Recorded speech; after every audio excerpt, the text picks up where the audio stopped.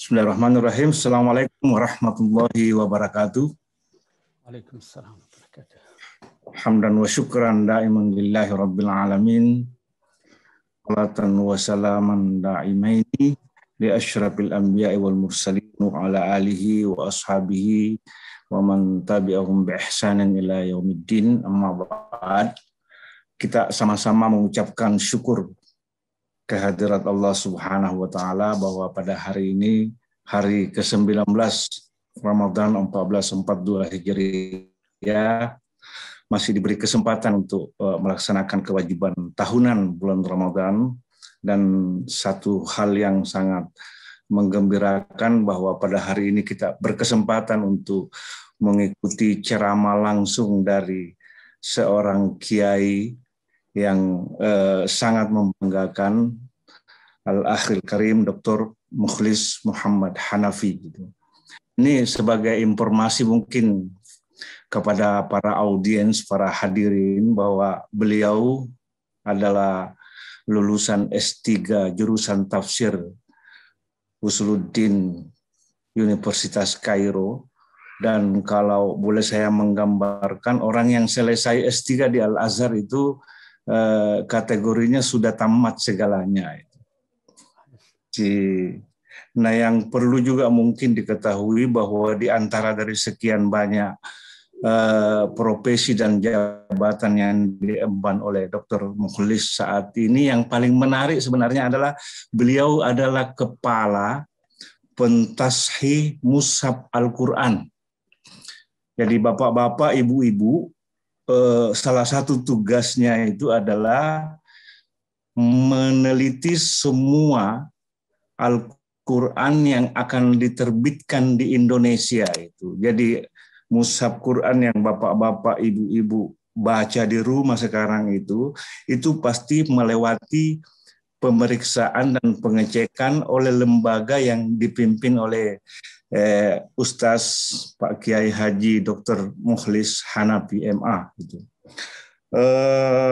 Jadi kalau misalnya bapak-bapak dan ibu-ibu nanti ada yang ingin bertanya tentang apa saja mengenai Al-Quran, inilah tempatnya yang paling pas itu. Termasuk mungkin hal-hal yang sifatnya sederhana seperti tanda-tanda baca dalam Al-Quran, bagaimana caranya membacanya, beliau akan memiliki otoritas yang sangat dipercaya untuk menjelaskannya. Khusus untuk kepada Pak Dr. Mukhlis, mungkin informasi awal karena hari ini kita akan berbicara tentang Al-Quran dan toleransi beragama. Informasi yang pertama bahwa di Belanda saat ini kita berbuka puasa jam 9 malam. Jadi puasa kita itu ya 18 jaman itu. Saya nggak tahu barangkali bisa diberikan gambaran nanti apakah ada ayat Quran yang secara langsung ataupun tidak langsung menjelaskan kalau puasa 18 jam misalnya pahalanya lebih tinggi daripada puasa yang normal sekitar 13 jam seperti yang ada di Indonesia itu. Nah, yang terkait langsung dengan tema kita pada hari ini, yaitu Al-Quran dan toleransi beragama, di Belanda akhir-akhir ini memang cukup cukup intens gerakan-gerakan anti agama Islam ya, karena munculnya 2-3 partai kanan, ekstrim kanan di Belanda. Salah satu di antaranya itu partai yang dipimpin oleh banyak mendengar tentang beliau. Salah satu agenda partainya itu adalah Netherlands without Al-Quran. Jadi dia memprogramkan partainya itu Belanda tanpa Al-Quran. Jadi sangat benci, bahkan kemudian mengusulkan ada sebuah kementerian khusus, yaitu Kementerian Deislamisasi itu.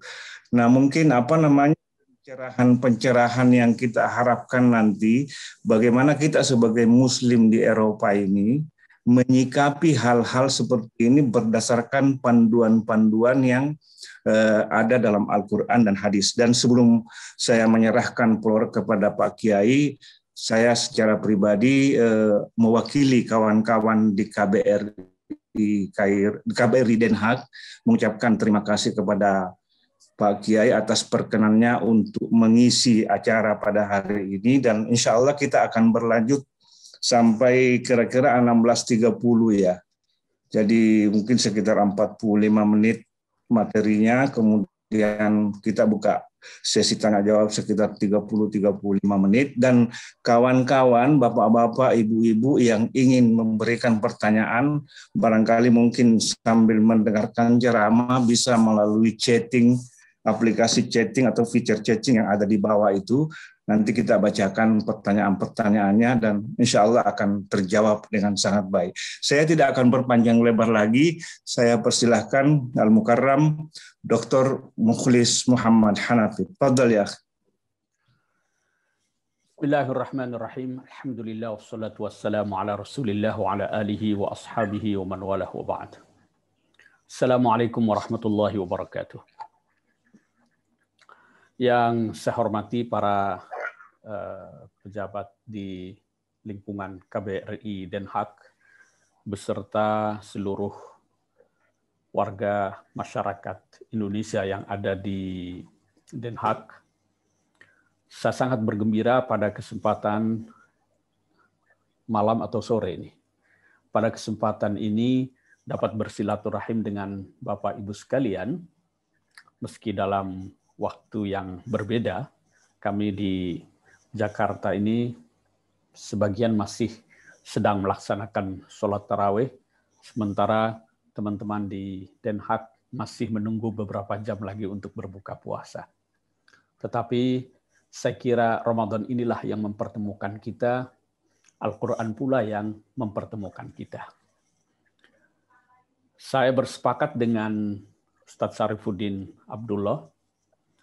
Di forum ini banyak sekali guru-guru saya, senior-senior saya, sahabat-sahabat saya, yang saya berharap dalam forum ini kita nanti bisa bertukar pikiran, berbagi pengalaman terkait dengan banyak hal.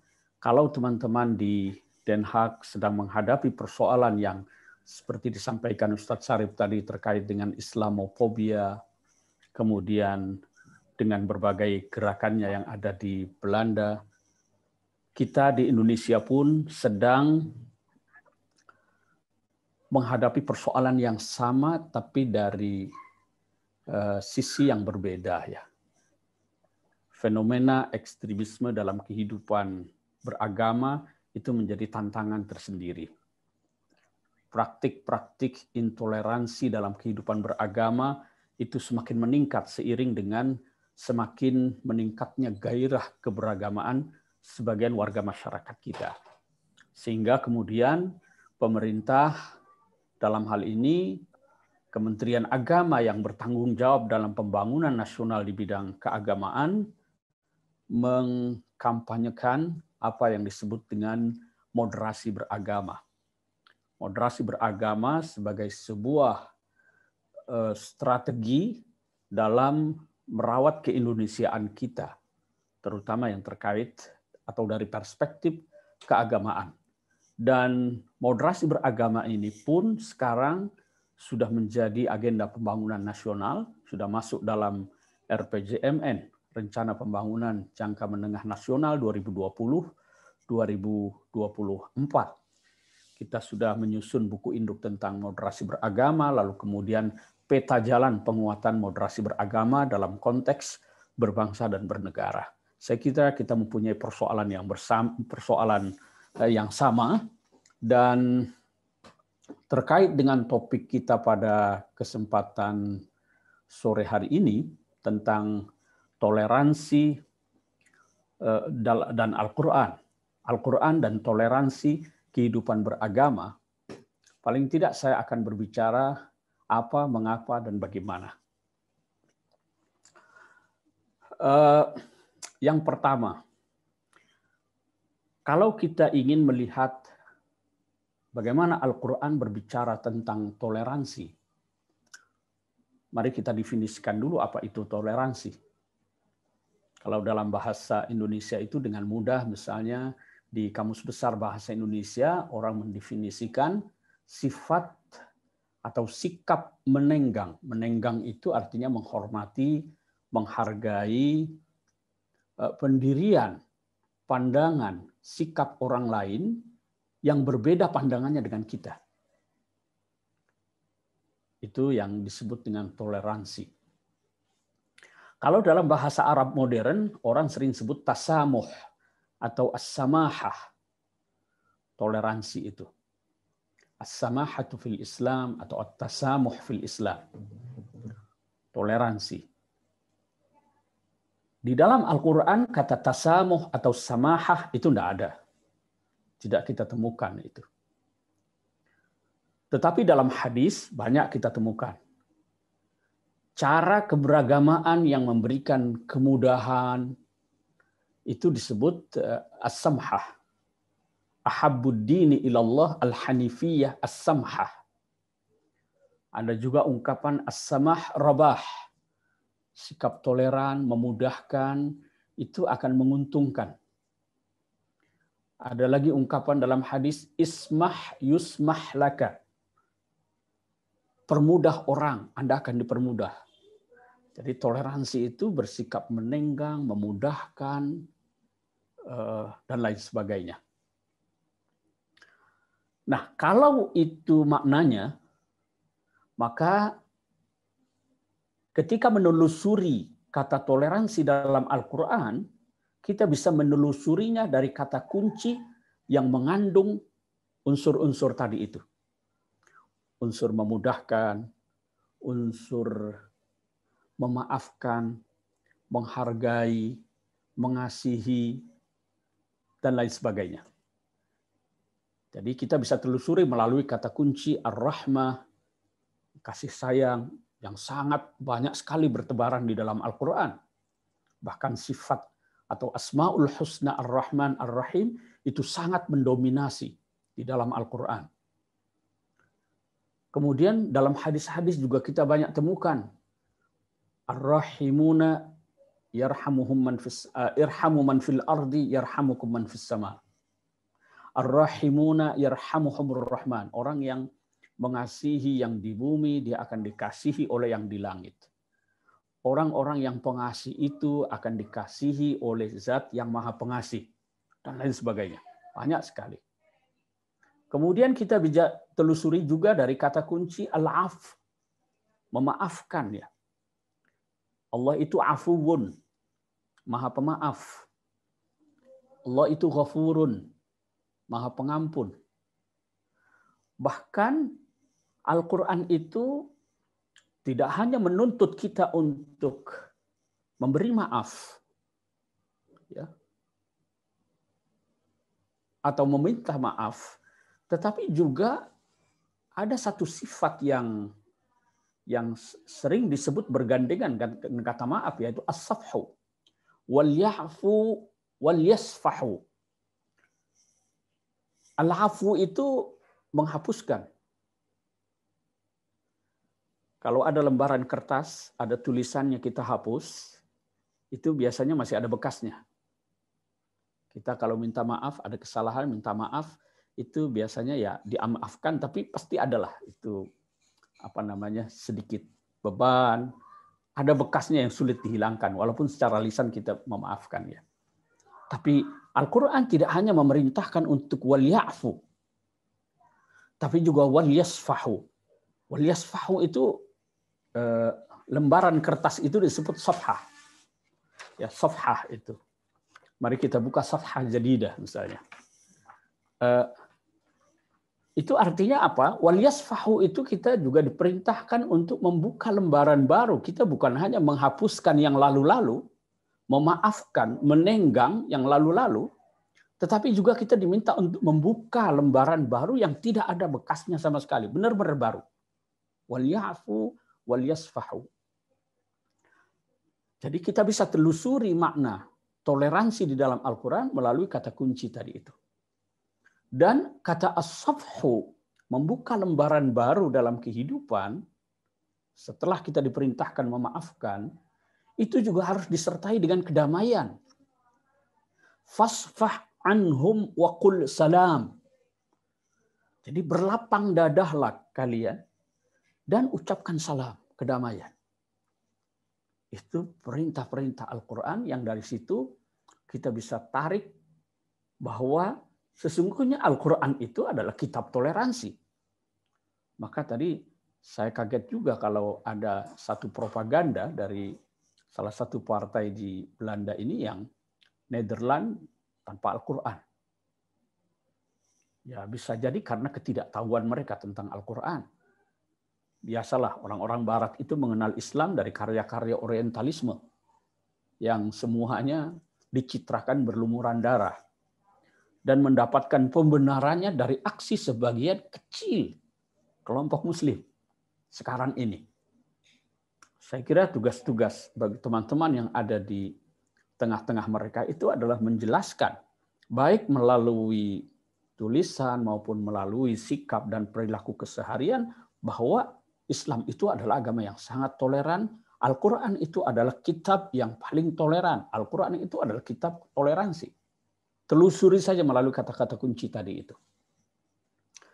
Baik, itu yang terkait dengan apa. Yang kedua, terkait dengan mengapa. Mengapa Islam mengajarkan toleransi? Itu kalau kita lihat bahwa,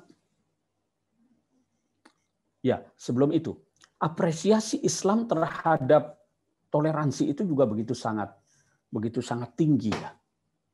Mereka yang pemaaf, mereka yang penuh kasih, itu misalnya dalam surah Ali Imran, wasari'u ila maghfiratin min rabbikum wa jannatin 'arduhas samawati wal ard, itu di antara cirinya adalah wal 'afina 'anil nas. Kemudian dalam hadis itu juga disebutkan bahwa toleransi itu merupakan akhlak terbaik penghuni dunia dan akhirat. Dalam satu hadis misalnya Nabi mengatakan, ala adullukum ala khairi akhlaqi ahli dunya wal akhirah. Maukah aku tunjukkan kamu sebaik-baik akhlak penghuni dunia dan akhirat? Man afa amman zalamahu. Mereka yang memaafkan siapa yang menzaliminya. Wa a'ta man haramahu. Kalau man haramahu, kalau ada yang tidak memberi, dia justru malah kalau ada yang pelit sama dia justru memberi. Wa wasala man fatamahu. Jadi kalau ada orang yang berusaha memutus silaturahim, dia berusaha menyambungnya. Selalu begitu akhlak seorang muslim yang baik, ya. Kemudian bahkan toleransi ini juga dianggap sebagai sebuah sedekah. Sedekah.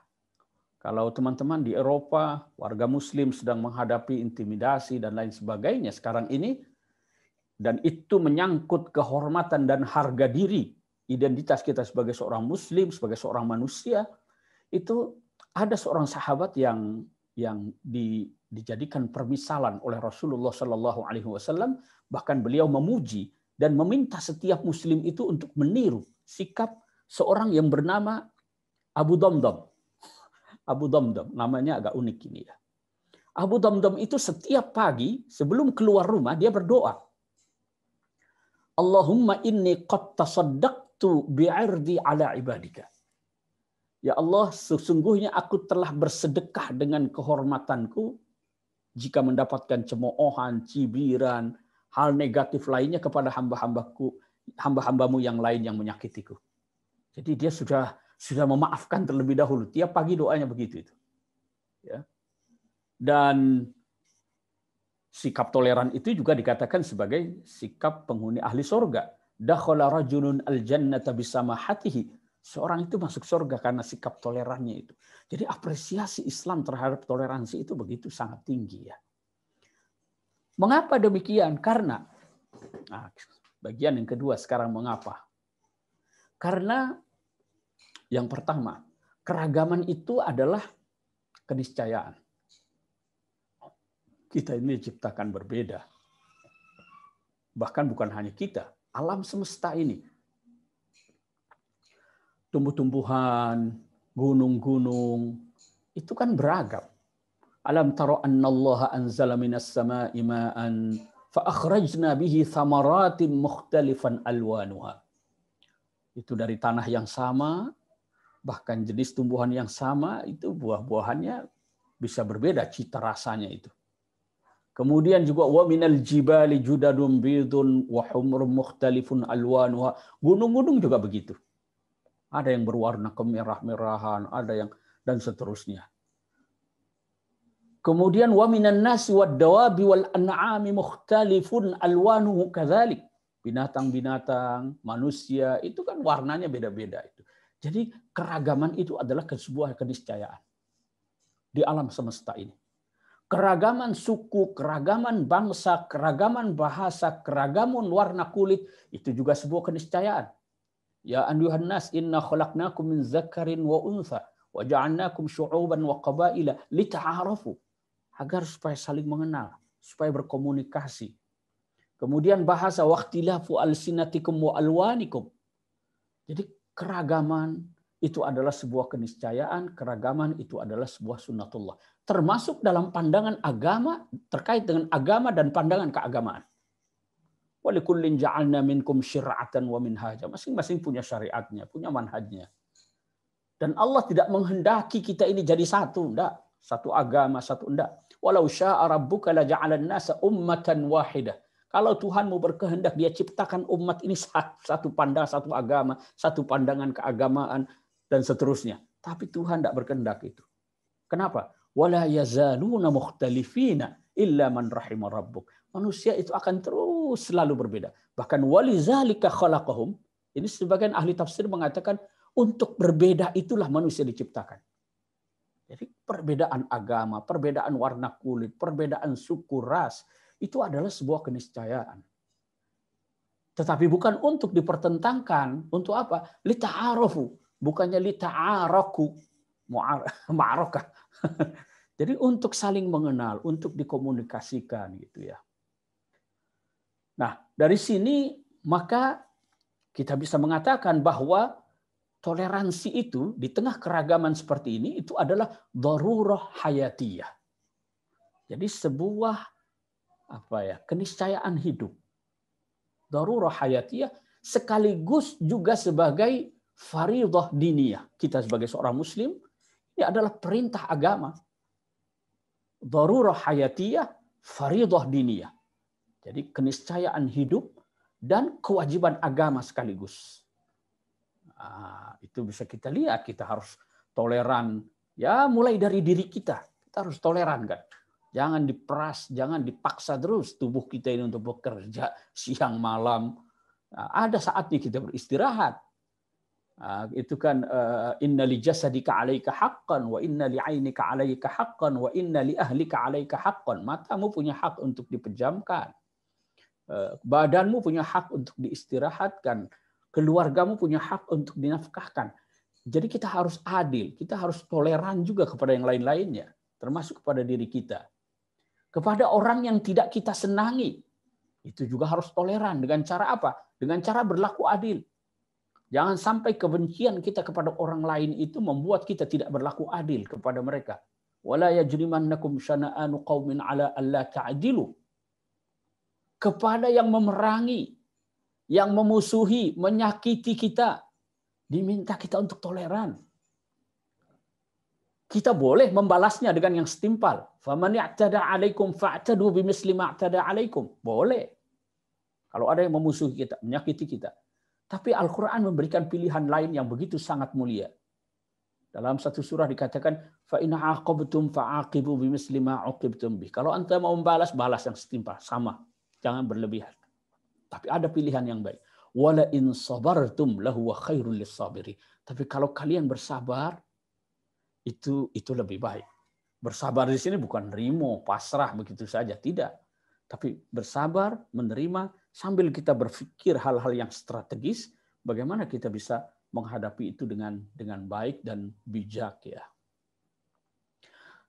Itu mengapa kita harus toleran ya, karena itu adalah darurah hayatiyah sekaligus juga fardhah diniyah.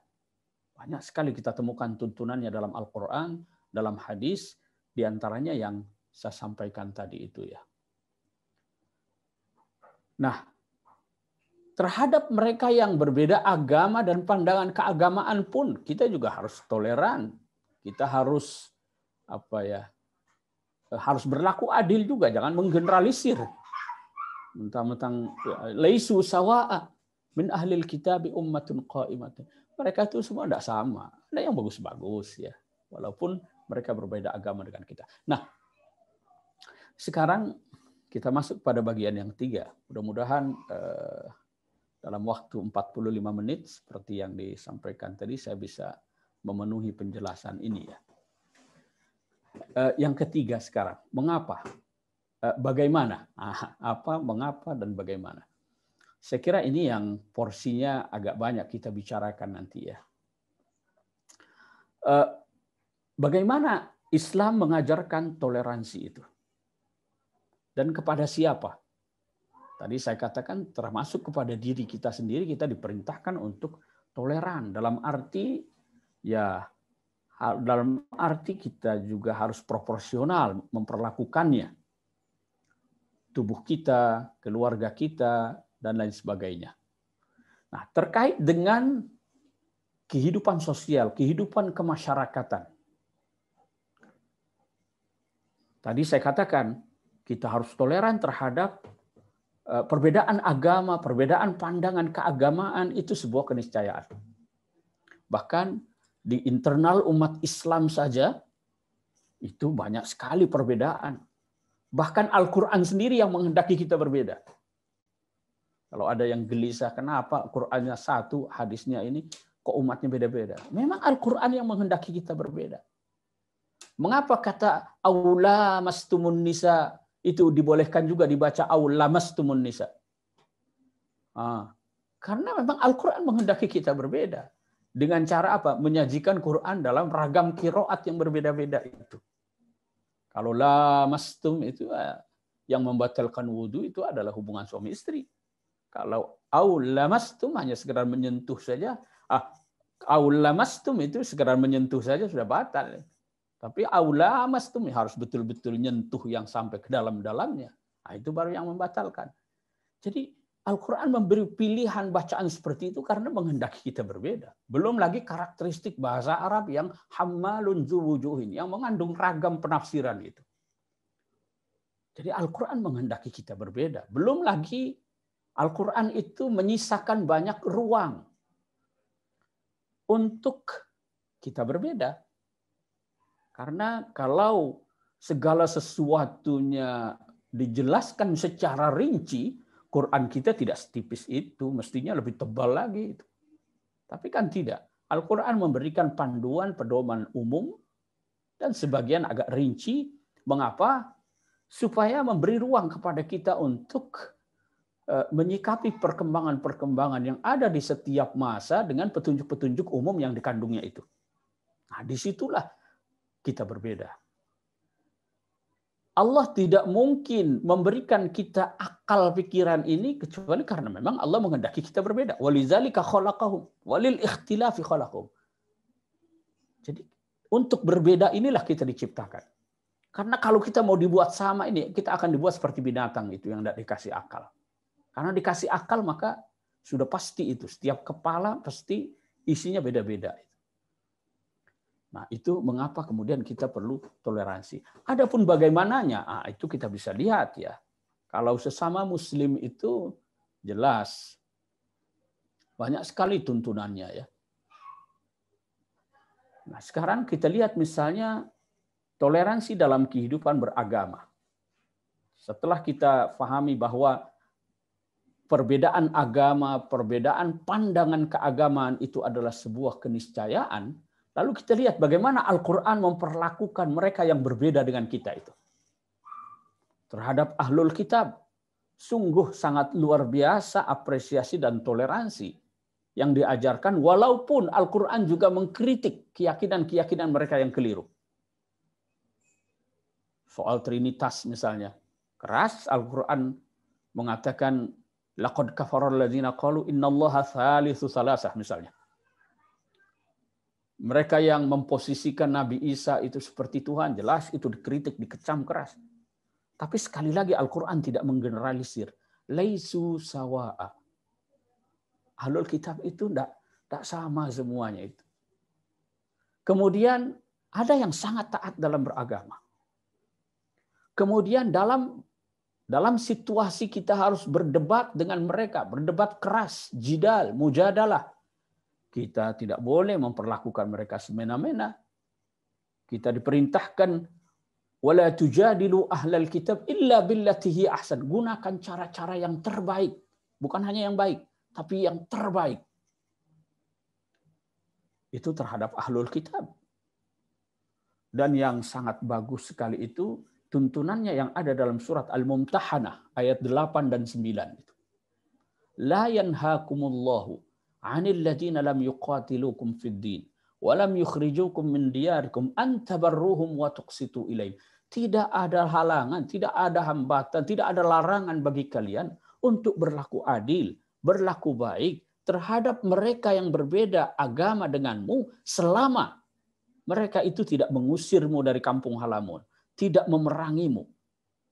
Jadi selama mereka mengajak kita berdamai, hidup dalam masyarakat harmoni, itu kewajiban kita adalah berlaku adil, berlaku baik kepada mereka.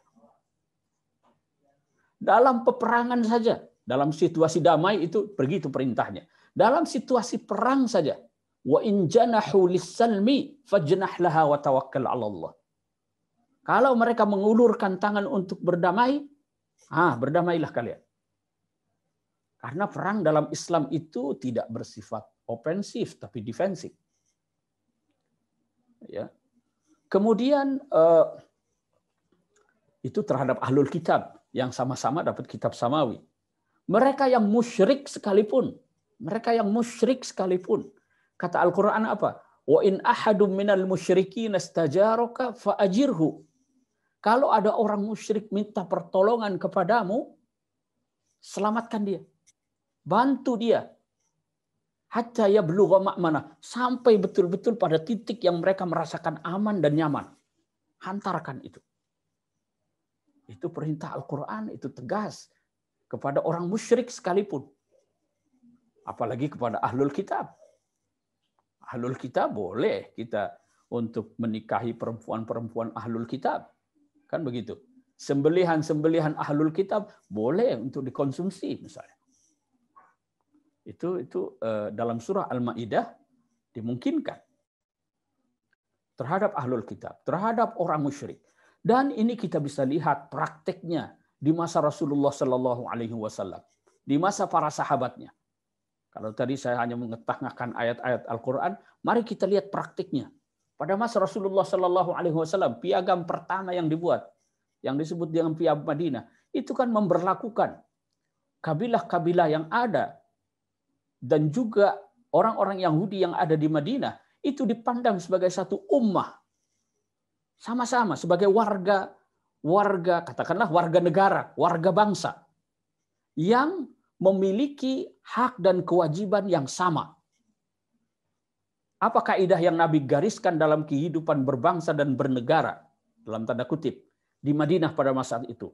Lahum ma lana wa alaihim ma alaina. Mereka punya hak dan kewajiban yang sama dengan kita.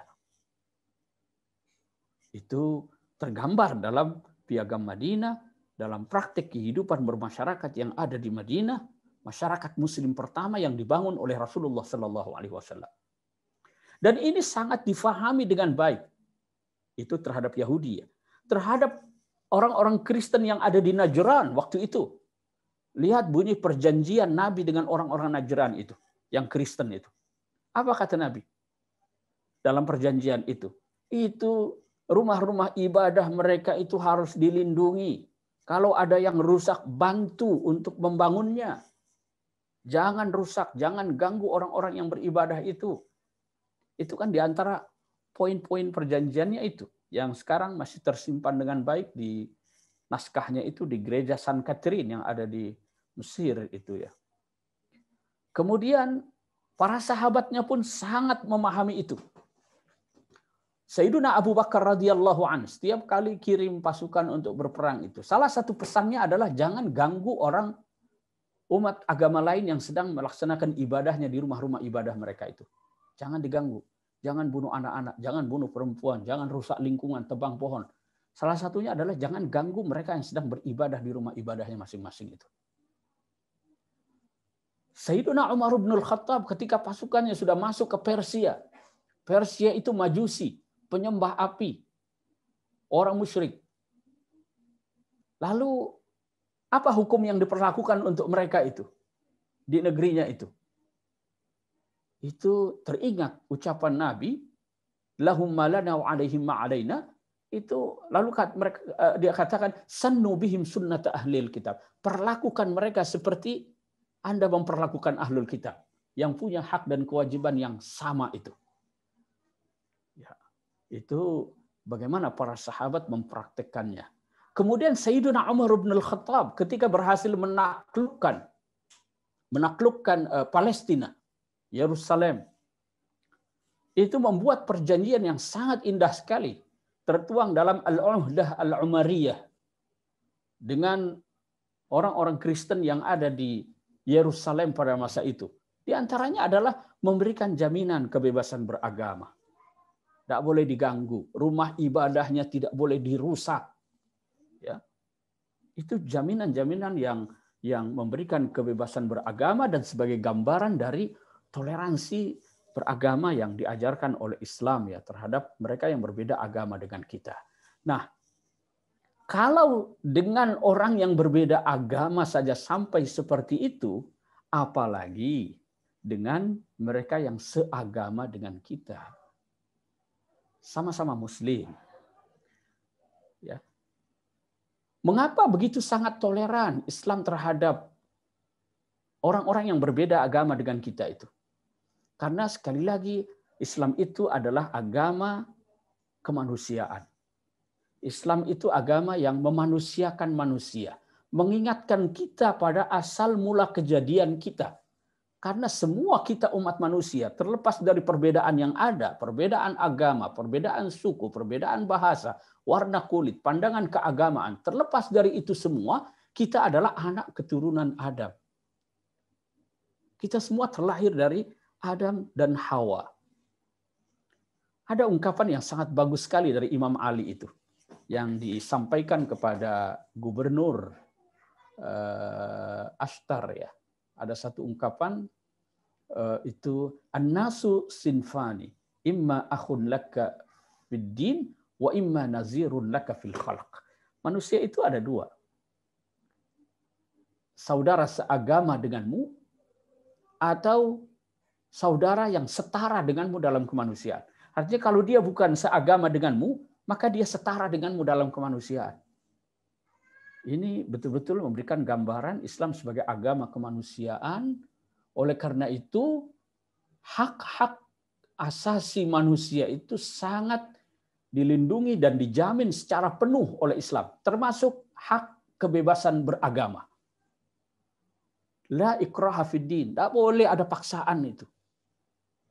Bahkan dalam satu mazhab itu, kalau ada seorang muslim menikahi perempuan non-muslim, ahlul kitab, itu dia punya kewajiban untuk mengantarkan istrinya untuk beribadah ke rumah ibadahnya itu.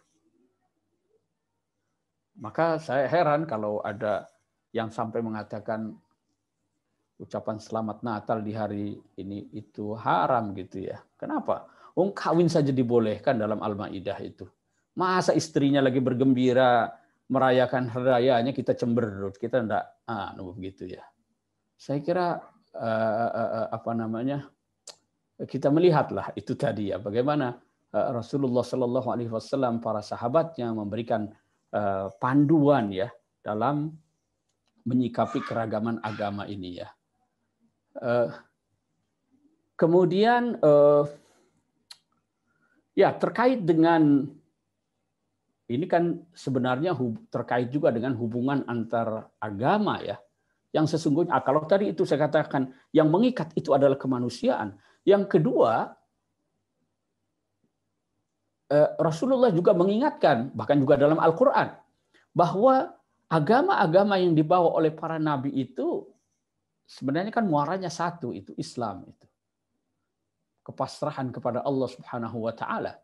Walaupun nanti syariatnya itu bisa bermacam-macam. Maka Nabi memberikan perumpamaan itu, para nabi itu adalah ikhwatun min allat.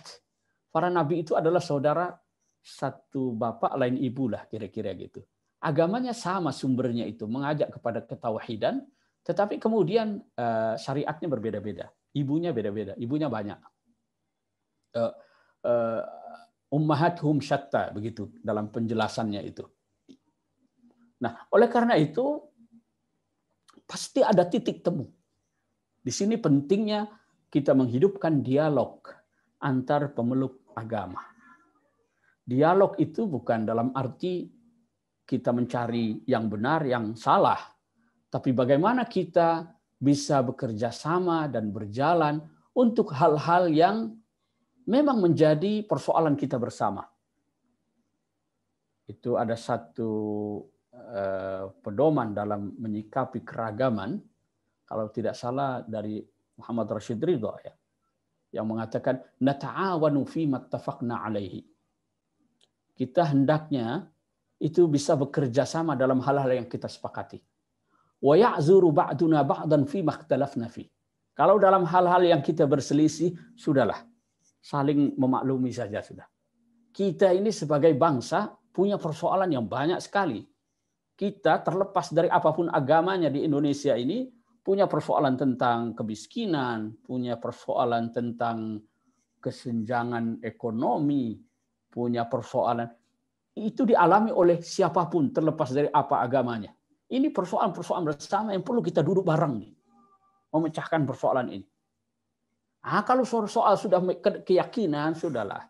Itu wa ya'zuru ba'duna ba'dan fi makhtalaf. Kita memahami, menghormati. Nah, saya kira itu Ustaz Syarif sebagai pengantar diskusi kita, dan saya kira sudah 45 menit saya bicara ya, supaya tidak terlalu lama dan supaya kita diskusi mungkin. Ya, saya kira itulah sekedar pengantar. Nanti kita bisa lanjutkan dalam diskusi lebih jauh lah.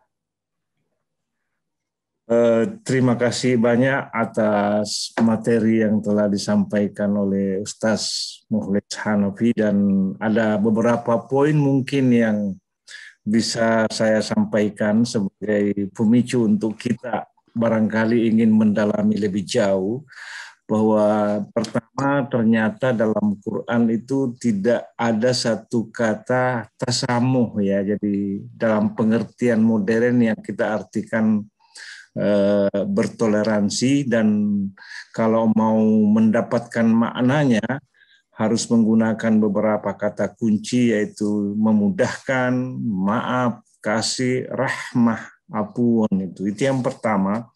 Kemudian yang kedua, bahwa toleransi beragama ini adalah tuntutan kehidupan, darurah hayatiyah, dan sekaligus menjadi faridah diniyah, yaitu kewajiban keagamaan. Penjelasan yang sangat bagus sekali tadi tentang apa itu toleransi, kenapa harus bertoleransi, dan bagaimana caranya bertoleransi. Dan satu poin yang sangat menarik yang disampaikan tadi, bahwa dalam melakukan pergaulan antar sesama umat dan antar umat yang lain, bersepakat dalam hal-hal yang sudah menjadi persamaan, wa ya'zuru ba'duna ba'dan, dan saling memahami atau saling memaklumi hal-hal yang menjadi keyakinan masing-masing yang tidak mungkin diubah itu. Nah, kalau misalnya katakanlah bapak-bapak, ibu-ibu, kakak-kakak, dan adik-adik yang ingin bertanya tentang materi yang disampaikan tadi, silahkan. Sambil menunggu mungkin yang lain, ini ada pertanyaan yang diajukan oleh yang pertama Ibu Halimah. Saya pikir juga sudah disampaikan tadi tentang bagaimana hukumnya ya, mengucapkan selamat terhadap perayaan-perayaan baik itu yang sifatnya pribadi ataupun keagamaan yang dilakukan oleh umat lain. Dan yang menarik yang diajukan oleh Pak Lutfi ya, ini bagaimana memadukan, barangkali saya ingin menggambarkan sedikit pertanyaannya ini, bagaimana memadukan antara nilai-nilai Al-Quran dengan fakta sosial di mana kita hidup itu. Nah, salah satu contoh yang paling konkret, kita yang hidup di Eropa ini kan berhadapan dengan komunitas, salah satu di antaranya itu LGBT. Jadi kalau melihat orang yang yang kita tahu dia LGBT, biasanya dalam pikiran kita sudah negatif, hati mungkin agak dongkol dikit itu ya. Kok bisa itu? Nah, panduan Al-Quran dalam hal ini tentang bagaimana memanage hati dan pikiran ketika berhadapan dengan fakta sosial yang notabene kita tahu itu bertentangan dengan nilai-nilai Al-Quran. Mohon dengan sangat pencerahannya Pak Kiai. Terima kasih sebelumnya. Baik, terima kasih Ustadz Syarif yang sudah mengantarkan kita kepada diskusi yang lebih mendalam lagi. Tadi sempat disinggung dari pertanyaan yang dimunculkan Ibu Halimah tadi ya, terkait dengan ucapan selamat Natal yang tadi saya jelaskan secara singkat ya. Barangkali dari penjelasan tadi itu kelihatanlah sikap saya itu dalam masalah ini yang mungkin seperti guru-guru saya di Mesir lah. Mereka biasa di setiap hari raya keagamaan itu saling tukar ucapan selamat ya. Karena sekali lagi ini bukan persoalan akidah yang ya memang persoalan akidah, tapi dalam masalah akidah pun juga ada khilafiyahnya. Jangan anggap khilafiyah itu hanya masalah ibadah-ibadah gitu saja. Tapi dalam masalah akidah pun ada khilafiyahnya. Kalau mau dikatakan ini masalah akidah. Tapi ini sebenarnya persoalan fiqhiyah. Jangan ditarik-tarik kepada masalah akidah ya. Kalau masalah fiqhiyah itu konsepnya adalah salah atau benar. Ijtihad. Kalau soal akidah itu iman dengan kufur. Nah, ini kan persoalannya kita berdebat soal fikih tapi dianggap dikafirkan. Nah, itu yang salah tempat itu. Ya, menempatkan khilafiyah masalah ini. Jadi tidak ada hubungannya dengan imannya cedera atau apa begitu ya. Ini persoalan bagaimana kita berinteraksi sosial terhadap sesama. Yang panduannya itu saya kira dalam Al-Mumtahanah itu kan jelas ya. Kalau menikah saja itu boleh dalam Al-Maidah ayat 5 itu, mengapa sekedar menikah itu kan banyak sekali itu konsekuensinya di dalam rumah itu. Bahkan hubungan yang lebih jauh lagi saja. Nah, mengapa hanya sekedar ucapan selamat tidak gitu ya. Dan di sini saya kira dalam menyikapi masalah khilafiyah ini kondisional lah. Dalam masyarakat yang dikhawatirkan kalau mengucapkan selamat itu nanti akan ya tidak usah. Tapi mereka yang hidup di tengah masyarakat yang plural, di lingkungan kerja yang plural, saya kira tidak ada salahnya lah mimbabil mujamalah begitu ya. Sekedar kita menghormati tanpa ada bermaksud apa namanya mengubah keyakinan ya. Saya kira itu. Saya di lingkungan tempat tinggal saya itu biasa kalau sudah ucapan Natal itu hanya saya seorang yang muslim itu yang mengucapkan, yang lainnya tidak ada itu. Takut imannya rusak gitu katanya. Nah, itu padahal mereka itu kalau lagi lebaran semua ngucapin selamat hari raya minal faid minal aidin, fasih sekali itu. Nah, saya kira itu apa namanya dan kita tahulah ini persoalan yang selalu didaur ulang ya setiap bulan Desember itu.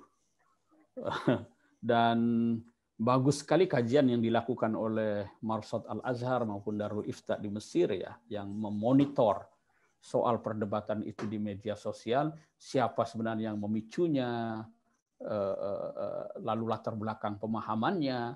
Ini kan terkait dengan hubungan antar muslim dengan non-muslim, pandangan-pandangan yang dikemukakan itu banyak sekali merujuk kepada Ibnu Taimiyah, Ibnul Qayyim ya, dan muridnya itu. Yang sesungguhnya situasi saat mereka hidup dulu itu berbeda dengan kondisi kita sekarang. Jadi salah satu kekeliruannya adalah ketika kita menggunakan fatwa-fatwa sekian ratus tahun yang lalu untuk konteks yang berbeda dengan zaman mereka hidup dulu itu. Nah, ini saya kira yang perlu kita kritisi ya. Baik, kemudian yang kedua ya, bagaimana kita memadukan antara nilai-nilai keislaman dengan faktor sosial yang ada di tengah masyarakat kita ya. Memang betul bahwa di era global ini globalisasi itu masuk ke ranah-ranah yang kadang-kadang sangat sangat, apalagi kita yang punya budaya dan agama yang ini ya. Jadi globalisasi di bidang kebudayaan itu sudah masuk kemana-mana ya. Bukan hanya masalah politik dan ekonomi, tapi di bidang kebudayaan ini dampaknya yang sangat terasa dalam sendi-sendi kehidupan bermasyarakat ya. Sehingga apa yang ada di Barat itu cepat sekali masuk ke dunia Islam itu. Gaya hidupnya ya. Bahkan LGBT ini sudah menjadi lifestyle mungkin ya kalau di Eropa, di Amerika gitu ya. Sehingga sekarang ini saya banyak sekali bergaul dengan teman-teman di media, artis itu ya umumnya pada melambai gitu ya. Nah, kalau sudah menjadi lifestyle, dia kan konstruk sosial ya, dikonstruk sedemikian rupa. Entah disengaja atau tidak disengaja gitu ya.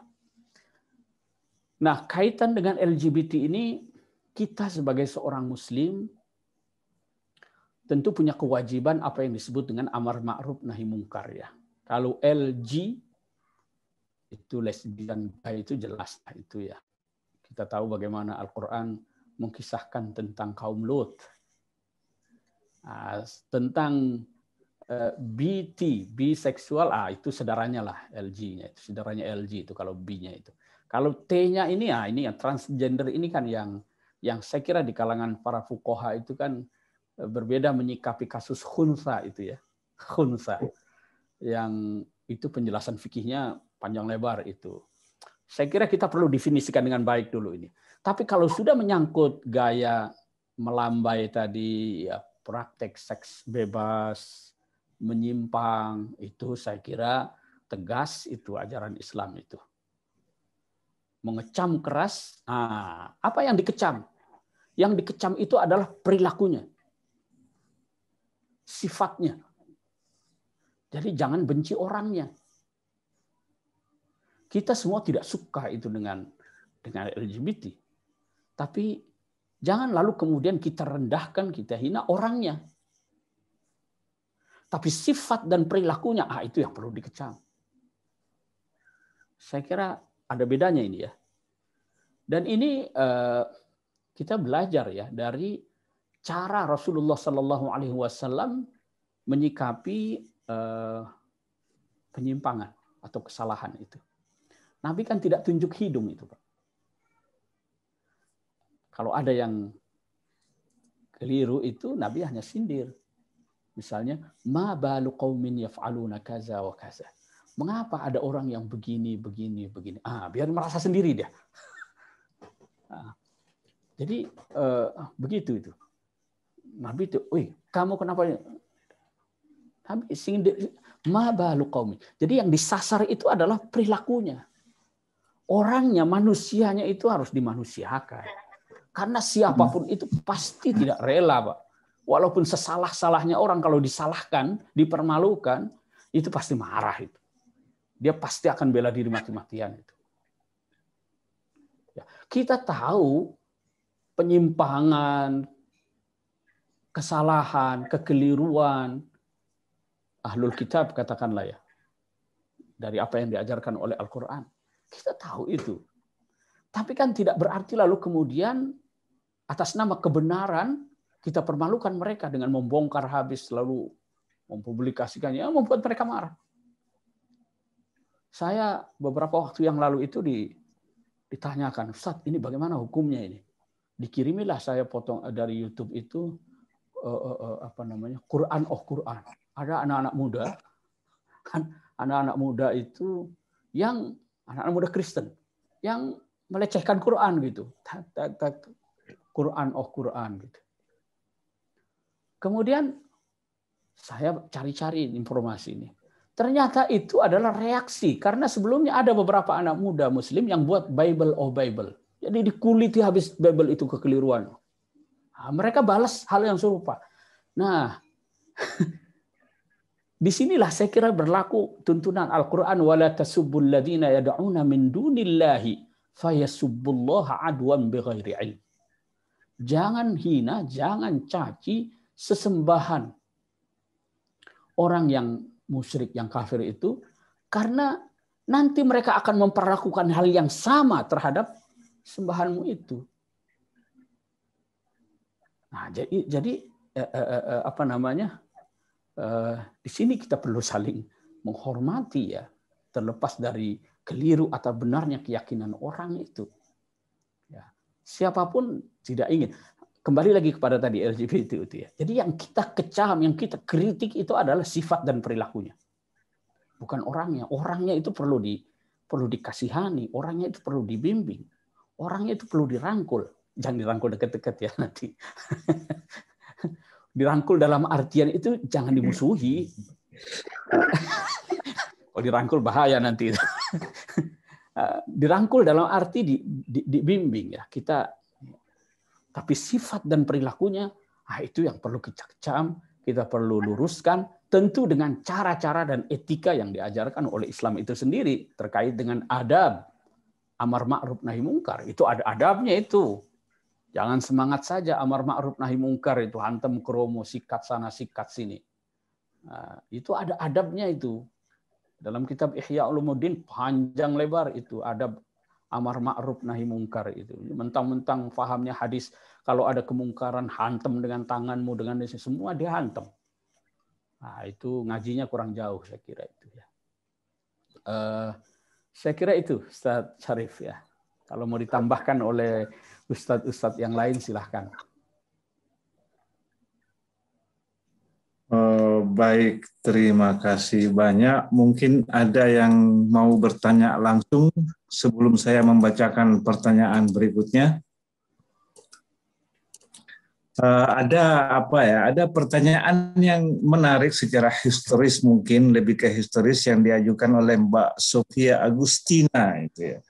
Jadi ketika penaklukan Konstantinopel, Istanbul, kemudian Al-Fatih menang dan kemudian menguasai Istanbul, lalu mengambil kebijakan mengubah sebuah gereja menjadi sebuah masjid yang kita kenal sekarang ini Hagia Sophia, dan kemudian menjadi gereja lagi, dan baru-baru terakhir ini dengan argumen yang sama, argumen historis, penguasa di Turki mengembalikan lagi fungsinya menjadi masjid itu. Nah, kalau kasus historis seperti ini ditilik dari sudut pandang toleransi dalam beragama, bagaimana memposisikannya itu? Itu yang pertama. Kemudian satu pertanyaan yang juga menarik, dan ini masih inline dengan kasus LGBT tadi, tentang yang diajukan oleh saudara Danang Rahmatullah. Ini kan kalau misalnya kita di Eropa, kan misalnya jalan-jalan kemana, bahkan di Belanda sendiri, kalau kita di Den Haag jalan-jalan ke Amsterdam atau ke kota lain, salah satu persoalan yang dihadapi itu adalah makanan. Jadi makanan halal, makanan non halal, atau separuh halal, separuh haram itu. Makan di Kentucky misalnya, materialnya halal, dalam hal ini ayam, tapi kita enggak yakin dengan sembelihannya. Nah, dalam kaitannya dengan tasamu, dan itu katakanlah itu ada mungkin petunjuk praktis dalam Al-Quran tentang bagaimana menyikapi atau bagaimana bersikap sebagai seorang muslim tentang fakta-fakta sosial seperti ini. Dan ini juga kalau dikaitkan lagi dengan pertanyaan saudari atau Ibu Mbak Mutia dari Swiss ini tentang secara garis besar ada semacam gelombang Islamofobia, terutama di beberapa negara di Eropa, terutama di Perancis, ada larangan berjilbab, ada larangan pakai cadar, burka, mereka sebutkan di sini munakabat yakni. Ini kan memicu emosi sebenarnya, tapi yang barangkali kita sebagai muslim yang hidup di Eropa, panduan-panduan praktis berdasarkan nilai-nilai Al-Quran, sehingga kita bisa menjinakkan hati dan mengademkan pikiran atau sebaliknya itu menyikapi kasus-kasus seperti ini. Dan ini juga inline dengan pertanyaan yang diajukan oleh Ibu atau Mbak Yami dengan kan sebenarnya perbedaan ini kan bukan hanya terjadi antara Muslim dengan non-Muslim, tapi di Indonesia sendiri kan perbedaan itu muncul dalam bentuknya yang bervariasi. Nah, masalahnya kemudian bagaimana menghadapi atau sekali lagi menjinakkan hati, mengademkan pikiran ketika berhadapan dengan orang-orang atau kelompok tertentu yang merasa kubunya paling benar, kan itu. Nah, panduan-panduan praktis ini yang sangat diperlukan dalam menyikapi atau bersikap dalam komunitas yang notabene lebih banyak perbedaannya dengan nilai-nilai yang kita yakini. Demikian Pak Dr. Pak Mukhlis, mohon pencerahannya tentang ini, intisari dari pertanyaan-pertanyaan yang diajukan secara tertulis. Terima kasih, Sasari. Saya hitung ada 4 sudah itu tadi. Ya, nanti begini saja. Ya, kalau tidak 4. Tuntas saya jelaskan. Ini di Den Haag ini banyak para ustadz, Pak Kiai, nanti bisa dilanjutkanlah di luar forum ini dengan mereka itu. Pertama, terima kasih Mbak Sofi ini ya. Ini sahabat saya di Kairo terkait dengan rumah ibadah ini ya. Begini saya kira ya. Kalau ya saya sebut di awal tadi itu saya sebut sebagai prinsip-prinsip hubungan antar umat beragama. Itu kita bisa rujuk dari Piagam Madinah, kemudian Piagam Perjanjian Rasulullah dengan Kristen di Najran, lalu wasiat-wasiat para sahabat Abu Bakar, lalu kemudian Al-Uhdah Al-Umariyah.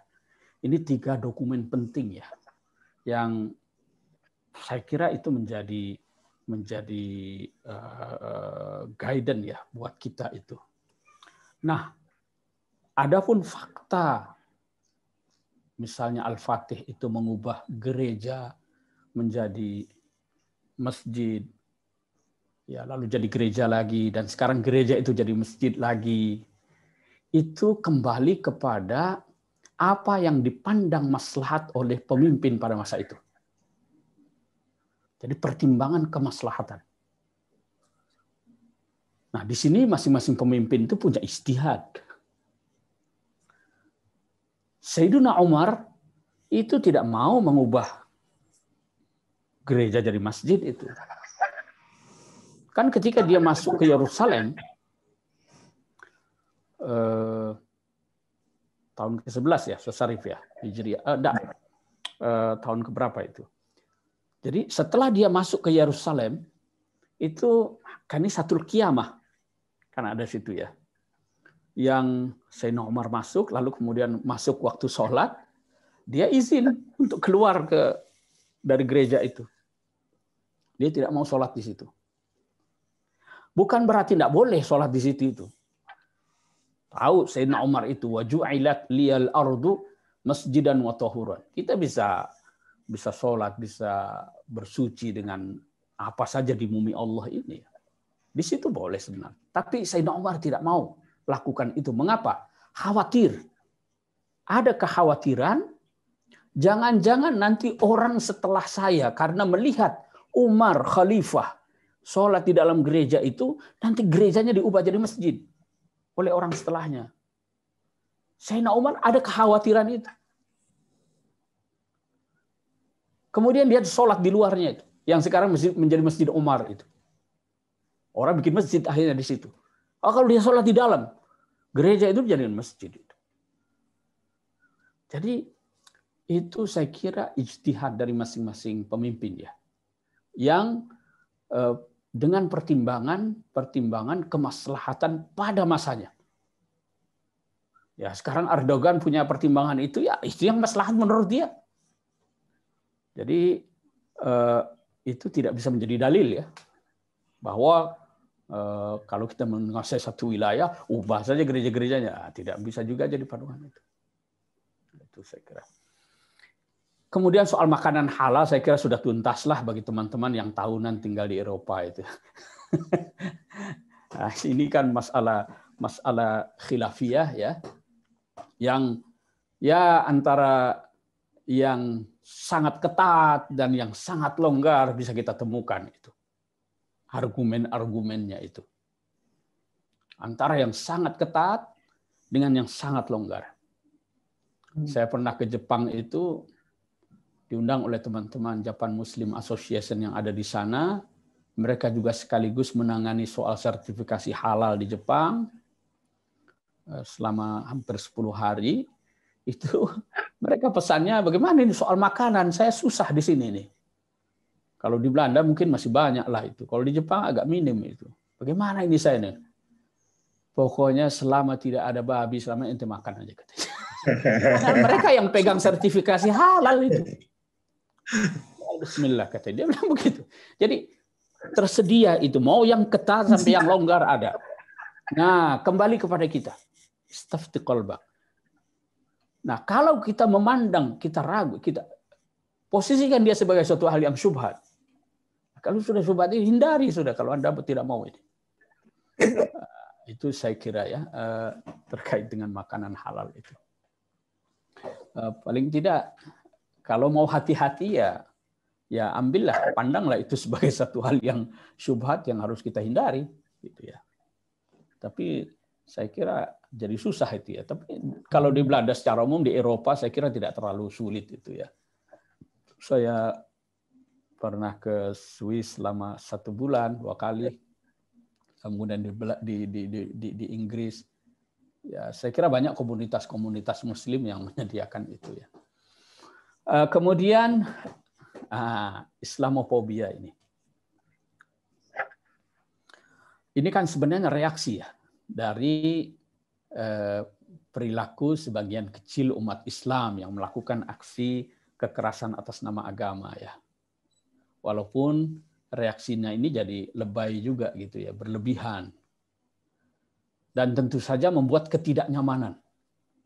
Terutama bagi teman-teman yang ada di komunitas mereka itu. Apalagi dalam posisi sebagai minoritas ya. Yang tentu saja memancing emosi dan lain sebagainya. Sangat tidak nyaman, bisa difahami. Dan ini kan bukan hanya baru sekarang ya, bukan hanya di ini. Tapi saya kira dulu, sekarang maupun yang akan datang itu pasti kita akan selalu menghadapi persoalan ini. Itu dalam Al-Quran, surah Al-Imran, kalau tidak salah dikatakan, la tublawunna fi amwalikum wa anfusikum. Anda pasti akan diuji. Wa la tasma'unna minal ladzina utul kitaba min qablikum wa minal ladzina asyraku azan katsira. Anda akan terus mendengar dari orang-orang ahlul kitab, dari orang-orang musyrik, azan katsira, hal-hal yang sangat menyakitkan. Baik ucapan maupun kebijakan maupun perbuatan. Itu pasti. Ada panduan yang diberikan oleh Al-Quran.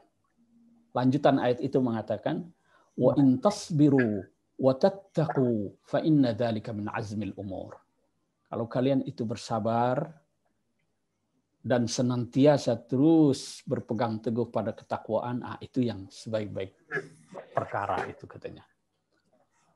Nah, tinggal bagaimana kita memaknai wa in tasbiru wa tattaqu ini. Sabar itu tidak berarti kita nerima saja pasrah begitu, nyerah gitu, enggak begitu. Sabar itu bisa dalam artian negatif, bisa artian positif, bisa pasif, bisa aktif ya. Sabar itu bagus kalau kita maknai. Sabar itu kan begini ya. Kalau saya naik bis kota, lalu kaki saya diinjak oleh seseorang. Saya lihat, ini kalau naik 610 ya, Stadion Wahid itu. Dari Kampung Rambutan ke Ciputat. Saya pernah mengalami itu dulu waktu baru pulang dari Kairo itu, Ustaz Syarif ya. Kita lihat yang menginjak kaki kita itu orangnya besar gitu ya. Besar, lalu kemudian kita nahan diri ini. Itu kira-kira sabar atau apa? Takut itu. Itu takut itu. Tapi kalau kita yang injak itu saya lihat ke orangnya kecil, kurus. Jadi kalau saya tempeleng jatuh gitu ya. Tapi saya menahan diri. Itu sabarlah itu. Kalau yang pertama takut. Itu artinya apa? Kita menahan diri untuk tidak melakukan sesuatu yang sebenarnya bisa kita lakukan. Itu sabar itu. Makanya besar sekali pahalanya sabar itu. Innama yuwaffas sabiruna ajrahum bighairi hisab. Menahan diri untuk tidak melakukan sesuatu yang sesungguhnya bisa kita lakukan. Dan ini berat, tapi pahalanya besar itu ya. Nah, bisa juga sabar itu dimaknai secara aktif. Kita bukan hanya nerima, pasrah, nyerah begitu saja. Tetapi bagaimana kemudian menerima kenyataan itu, lalu kemudian memikirkan hal-hal strategis, bagaimana kita bisa keluar dari persoalan ini secara elegan. Ya, sekarang ini misalnya kaitan dengan penodaan agama, misalnya simbol-simbol keagamaan. Ini kan standar ganda juga itu. Kalau mereka itu seenaknya saja menyinggung simbol-simbol keislaman atas nama kebebasan beragama, tapi giliran mereka nggak boleh kita ini kan. Coba aja ada yang menyinggung Holocaust itu, dibilang antisemit itu, dan lain sebagainya. Dan fakta-fakta Muslim yang ada di Eropa menggugat undang-undang di beberapa negara terkait dengan penodaan agama itu kan nggak ada yang berhasil itu, ditolak semua itu. Ya, itu satu pertanda ya. Nah, tetapi ikhtiar berpikir strategis untuk menghadapi persoalan-persoalan itu secara konstitusional, itu yang saya kira harus ditempuh terus ya. Karena kita tidak bisa menghadapinya itu dengan emosi yang melahirkan kekerasan misalnya. Itu tidak menyelesaikan masalah itu. Tidak menyelesaikan masalah. Jadi wa in tasbiru wa tattaqu fa inna dzalika min azmil umur itu. Dan memang kita kan tidak boleh membalas kejahatan itu dengan kejahatan. Malah perintahnya itu kan wala tastawil hasanatu walas sayyi'ah. Apa perintah selanjutnya? Idfa' billati hi ahsan. Balas mereka dengan sesuatu yang lebih baik. Kalau mereka menyakiti, menyerang dengan kejahatan. Idfa' billati hi ahsan. Mengapa? Dengan sikap, ini kan sikap toleran sebenarnya ini kan. Ada yang menzalimi, kita memaafkan gitu ya. Kan tadi dalam hadis begitu saya kutip itu. Nah, itu menghadapinya dengan kebaikan. Jangan balik memusuhi. Kenapa? Fa idzal ladzi bainaka wa bainahu adawatun ka'annahu waliyyun hamim. Ada yang berkata sikap toleran itu sikap melemah, ngalah. Kalau di Indonesia itu hari gini kita masih mau mengalah saja. Hari gini kita mau toleran, kita sudah diinjak di mana-mana ini gitu. Jadi dianggap sebagai tanda menyerah, melemparkan handuk. Padahal justru sikap toleran itu memiliki kekuatan. Kenapa? Sikap toleran itu justru akan bisa membalik lawan menjadi kawan. Fa idzal ladzi bainaka wa bainahu adawatun ka'annahu waliyyun hamim. Itu yang tadinya musuh, dia bisa jadi akan menjadi kawan yang begitu sangat dekat dengan sikap yang tadi itu, membalas kejahatan dengan kebaikan.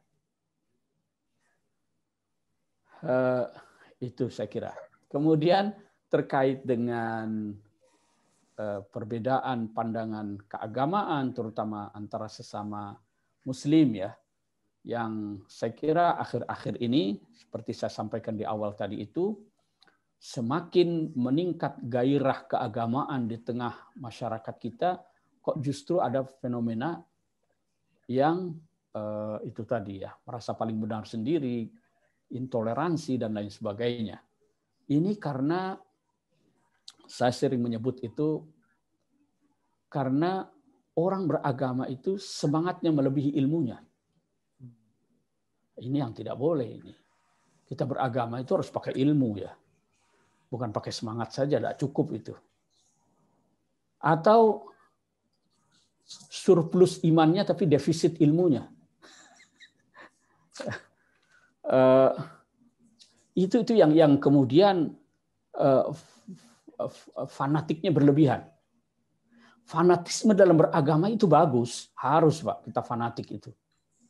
Tapi berlebihan itu yang tidak boleh. Itu yang sudah masuk batas ekstrim itu. Apa bedanya itu?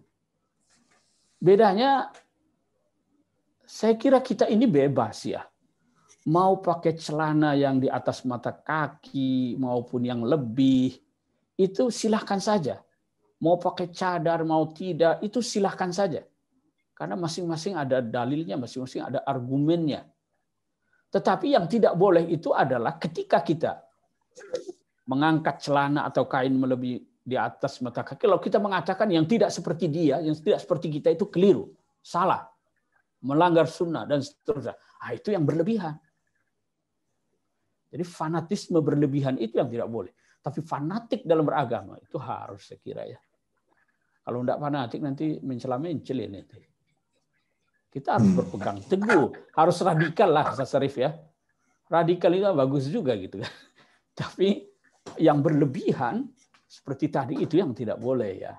Nah, kita menghadapi fenomena itu sekarang ini. Di Indonesia terutama, sehingga saya kira memang betul kalau pemerintah sekarang ini punya konsen untuk melakukan penguatan moderasi beragama. Dalam artian sikap tengahan ya, sikap tengahan, sikap seimbang dalam menghadapi keragaman yang ada, sehingga pandangan-pandangan yang dikemukakan itu tetap mempertimbangkan kemaslahatan bersama ya. Keindonesiaan kita, keragaman kita, kebinekaan kita, itu yang harus kita jaga ya. Terlepas dari perbedaan-perbedaan yang ada itu. Nah, persoalannya sekarang ini kan semangat keberagamaan itu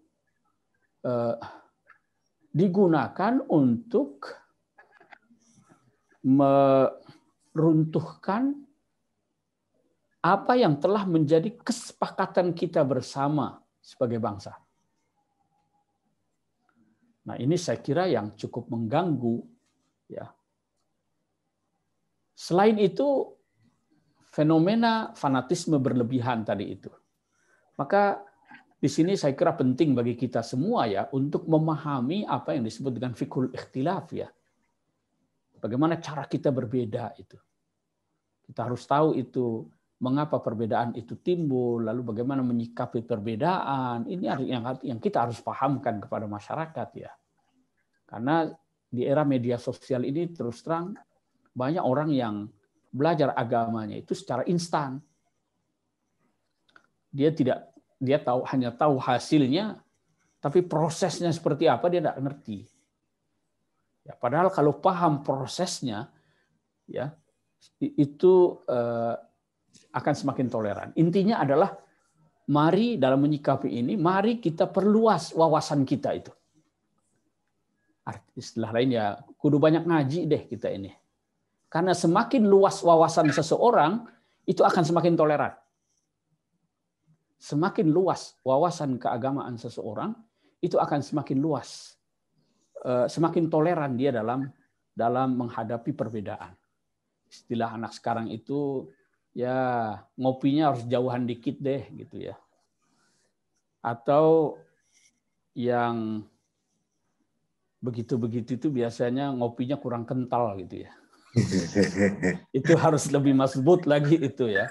Jadi kudu banyak ngaji supaya wawasan kita terbuka, supaya jangan mempersempit Islam dengan apa yang ada di isi kepala kita. Kan naif itu. Islam kita anggap seperti yang ada di isi kepala kita. Yang tidak ada di kepala kita katakan bukan Islam. Salah. Nah, ini yang banyak terjadi. Ya.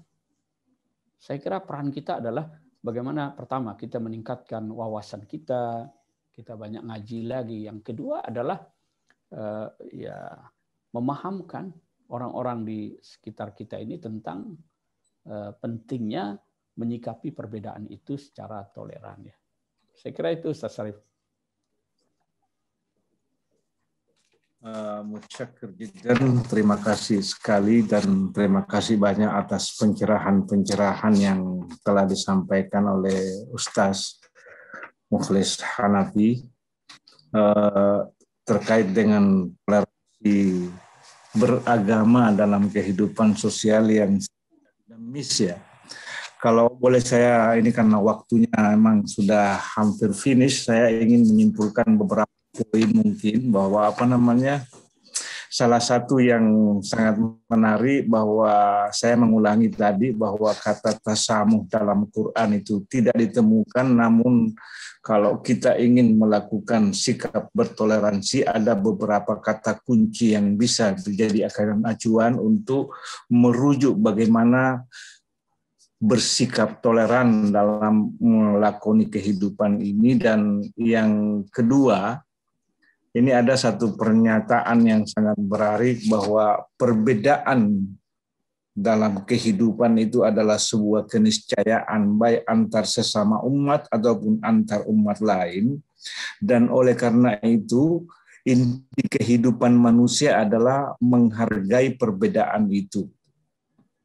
Dan terkait dengan munculnya sikap-sikap yang tidak toleran itu lebih disebabkan oleh semangat yang melebihi ilmu atau surplus semangat, paceklik ilmu, wawasan semakin luas biasanya akan diikuti dengan sikap yang mau memaklumi posisi orang lain.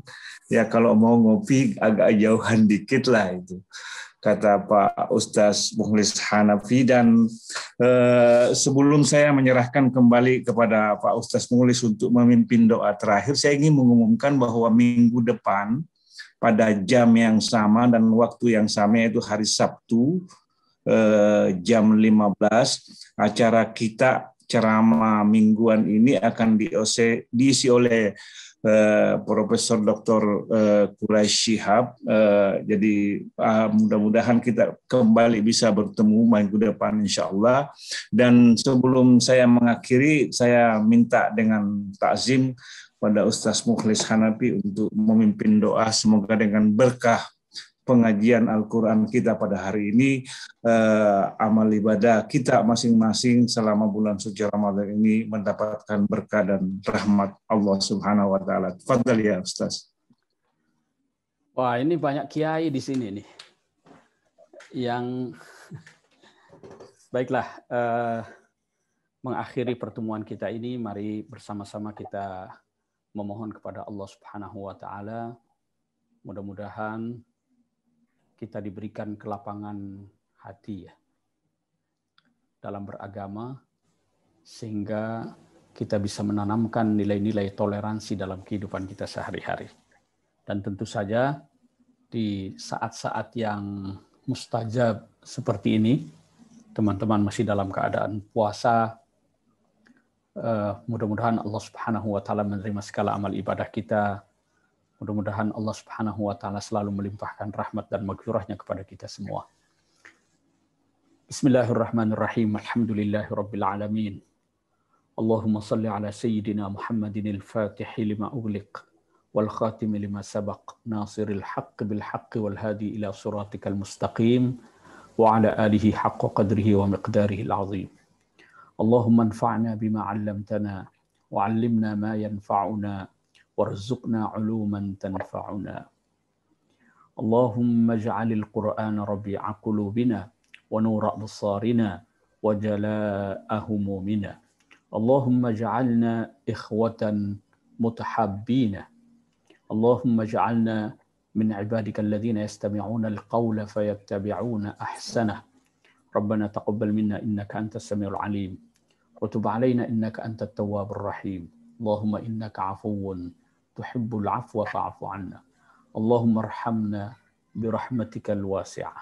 اللهم إنا نسألك رضاك والجنة ونعوذ بك من سخطك والنار. وصلى الله على سيدنا محمد وعلى آله وصحبه وسلم والحمد لله رب العالمين.